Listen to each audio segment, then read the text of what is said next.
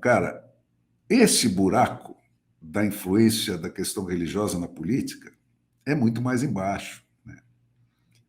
Foi a religião, na verdade, né, que estabeleceu a fronteira mais sólida entre a democracia e a antidemocracia, né? E antes dessa fase, que veio lá no momento da criação da democracia ponto 3, lá nos Estados Unidos, em 1770 e pouco, né? A religião foi a grande divisora de águas entre a civilização e a barbárie. A religião, bem ou mal, introduz a dimensão ética nas relações humanas. É isso que ela faz em última análise, né? E essa dimensão está definitivamente fora do alcance da compreensão do Lula, né, que é um ser fundamentalmente amoral, né? Então, se você retraçar essa história, né, você vai ver que, tendo começado lá uma contra a outra, a Igreja Católica e o rei foram, desde muito cedo, se colocando a serviço um do outro, né? Numa época em que poder político e poder religioso eram coisas indistinguíveis uma da outra. Não é que é uma coisa particular dessa religião. E o direito romano surge, né, que é o desse judiciário que hoje nos oprime, né, surge como o instrumento técnico dessa relação. Quando as condições tecnológicas permitiram que os reizinhos expandissem o seu poder de uma cidade para várias cidades, depois para todo um continente do tamanho da Europa, né?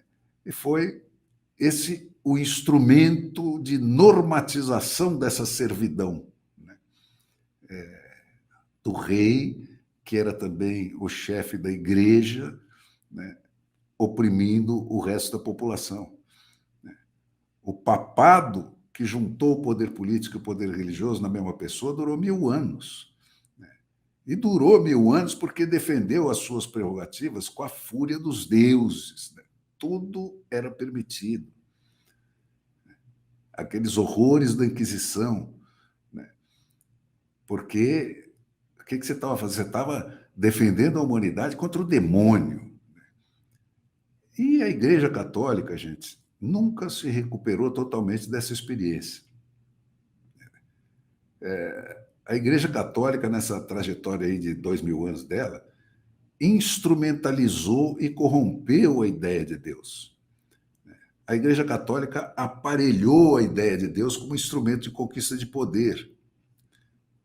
E não é que o Deus católico seja imoral. Não, nada disso. Isso não tem nada a ver com o lado de cá de quem segue a religião católica, né? Dos católicos. Isso tem a ver com o esquema de poder que foi montado com a perversão da mensagem católica. Então, Deus não tem nada a ver com isso. Não é que o Deus católico seja imoral. O sistema de poder montado, porque tomou o santo nome dele em vão, por isso que tem esse mandamento, né, que tornou o Deus católico imoral. E a Igreja Católica nunca mais conseguiu separar claramente o que é da terra e o que é do céu, né? O sagrado do profano, o poder religioso do poder político. A última versão desse desvio foi a teologia da libertação aí do século XX, né, que está aí até agora, está demorando para morrer. Ela se arrasta aí com o seu Papa argentino, né, como o socialismo, né, que foi o último bezerro de ouro que ela adorou, essa igreja. E superar essa mácula histórica aí implica hoje em rupturas, né, em dissidências que requerem até novos batismos, quase cismas. E aí surgem esses movimentos aí como a renovação carismática, né, a igreja tradicionalista e outros semelhantes aí, né?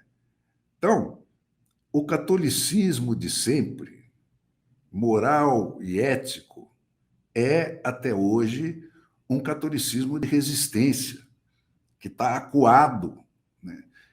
Encolhido, né? Tem vergonha de si mesmo. Né? O próprio Papa não endossa esse tipo de religiosidade. Ele está sempre descambando para o lado de lá.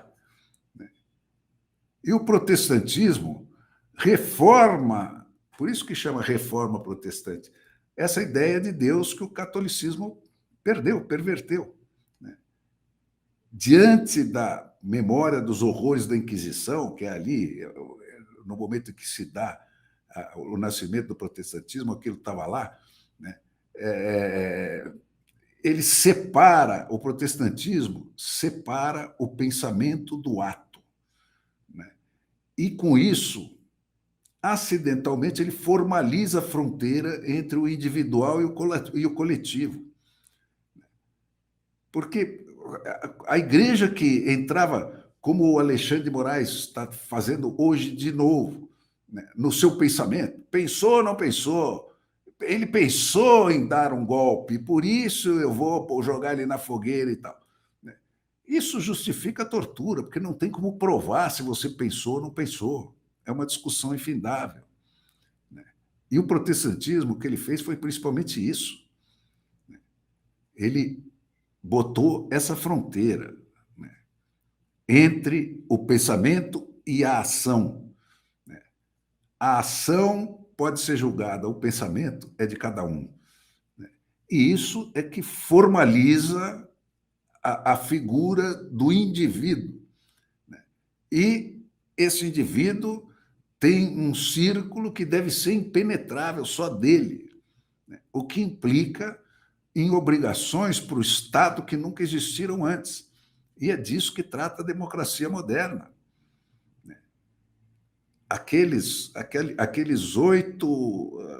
As 8 emendas da Bill of Rights, da Constituição americana, né, determinam o que é proibido ao Estado fazer, né, para não violar esse círculo da intimidade e do direito que cada um tem ao que é seu, ao que foi conquistado com o suor do seu rosto, né? E é o direito à vida, à liberdade e à sua intimidade. Isso é democracia. Né? O protestantismo recupera a identificação entre Deus e a moral, né? Recupera o orgulho da afirmação da boa moral e da adoção e da adoração de Deus. Né? Ele premia, em vez de punir, a resistência à tentação. Não é você fingir que você é santo, que você nunca sofreu tentação. Não, sofri tentações e resisti. Né? Fiz e depois desfiz. Né? Ele põe a obra de cada fiel como passaporte para Deus. É isso que o protestantismo faz. E ele torna com isso Deus palatável, admissível, amável e adorável de novo. E é isso que vai acabar resultando em colocar o rei under God e under the law. Então, tudo isso está ligado nesse processo histórico. E essa bifurcação aí, né, entre esses dois tipos de religiosidade vai levar a duas correntes que são opostas e irreconciliáveis na política. Então, a Revolução Americana é a revolução com Deus. O primeiro ato da reunião daqueles caras lá naquela casa da Filadélfia, né, para fazer a Constituição, foi chamar um pastor, né, que puxou uma reza com eles. Uma reza que transcorreu em cima de um salmo, que é uma beleza sobre isso. Fala do tamanho do desafio da empreitada que eles estavam se jogando, pedindo ajuda para Deus, para que aquilo fosse na melhor direção possível. Essa é a Revolução Americana, uma revolução com Deus. Né? A francesa é uma revolução contra aquele Deus católico, né, que oprimia. A americana é uma revolução da razão, né? A francesa é a revolução do terror, né? Da guilhotina, né? Numa, a passagem para o paraíso é a boa moral e a boa obra. E na outra, o paraíso é o poder absoluto e a passagem para ele é a violência. Então, gente, a revolução com Deus é a da construção do lugar do homem finito dentro do universo e da eternidade infinitos. É a revolução, como dizia lá aquele presidente americano, do homem pelo homem e para o homem, né? Do povo pelo povo e para o povo. E a revolução sem Deus é a do endeusamento do homem deste momento, né? É a revolução do homem acima e maior que todas as coisas. É a revolução de um homem contra todos os outros homens. E é a revolução em que tudo é permitido, não tem um limite moral para o que você pode e para o que você não pode fazer. Não existe mais pecado. Isso por quê, gente? Porque, pô, não existe meio termo. Toda ideia tem a sua projeção lógica. Ela não para nos termos em que ela foi proposta pela primeira vez. Então, sem Deus acima de tudo, né, sem a aceitação do limite e da falibilidade da razão, a razão avança inexoravelmente até o amargo fim, né, em busca da sua realização absoluta. Ela deixa de ser controlada, ela tem uma lógica própria. Né? E a razão tem esse problema, ela é sempre falível, ela é sempre defeituosa. O Tocqueville, né, lá atrás, né, quando ele escreveu aquele livro, ele estava em 1830, 1840, né, ele já advertia para o perigo, né, nestes séculos de democracia, de permitir que o culto que é devido apenas para Deus acabe sendo prestado para os agentes secundários, como ele chamava, né, da política.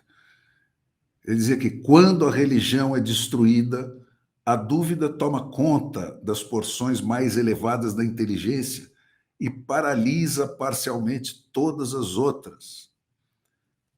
E aspas de novo, quando já não existe autoridade em questões de religião, deixa de haver limite para as questões políticas. Mas a agitação perpétua que essa ausência de limites impõe cansa e preocupa. O Tocqueville, eu repito sempre, ele era, em grande medida, um psicólogo. Né? Ele analisava, principalmente, que tipo de comportamento aquelas instituições iam provocar. Né? E volto para as aspas. Né? A agitação perpétua que essa ausência de limites impõe cansa e preocupa. E como tudo sempre se move no mundo da inteligência, surge uma necessidade premente de estabilidade, ao menos na ordem material. As pessoas não aguentam aquela bagunça, né? Elas não se sentem seguras. E não podendo mais retornar às suas antigas crenças, os homens acabam por se imporem um mestre. Olha o que esse cara enxergava. Essa mesma linha de raciocínio aí do Tocqueville, né, é retomada uns anos depois, né, naquela fábula do grande inquisidor do Dostoiévski, que conta uma história de que Jesus Cristo volta para a Terra e encontra o grande inquisidor. Né, e o grande inquisidor acaba por mandar Jesus Cristo para a fogueira, né? Porque a volta de Jesus Cristo afetava o quê? O poder dele como grande inquisidor, como o cara inatingível, o cagador de todas as regras, né? O rei da cocada preta. Né? Isso aí que nós estamos assistindo de novo. Né? E essa fábula do Dostoiévski termina naquela frase, né? Se Deus não existe, tudo é permitido. E isso, cara, é a construção do novo homem, que é filho do homem e não de Deus, né? Que é o que gera o Lenin, né? Uns anos depois que o Dostoiévski chega nessa conclusão. Né? E depois do Lenin, né, o terrorismo justificado pelo Sartre, né? E daí salta-se para a escola de Frankfurt e para a ideologia woke e tudo isso que está aí. Né? Esse novo homem, né, sem circunstância, né, que nega a natureza, que nega a biologia, né, esse novo Frankenstein aí se materializa com a realidade virtual, que é uma tapeação matemática. Ela não existe concretamente, ela é uma projeção da razão, né? Da razão pura, né? Que é uma coisa que não existe na natureza. Né? A ideologia woke, né? Essa negação da irredutibilidade do fato, né? Da irreversibilidade do passado, né? Esse endeusamento da versão, da narrativa, né? Do que isso está nos falando? Né? Da recriação do universo por esse homem Deus, né? Que pode tudo, né? Para quem tudo é permitido, né? Que não é mais uma criatura, ele se pretende um criador, né? Ele nega as leis da natureza para pôr no lugar as leis dele, ele nega as leis da biologia.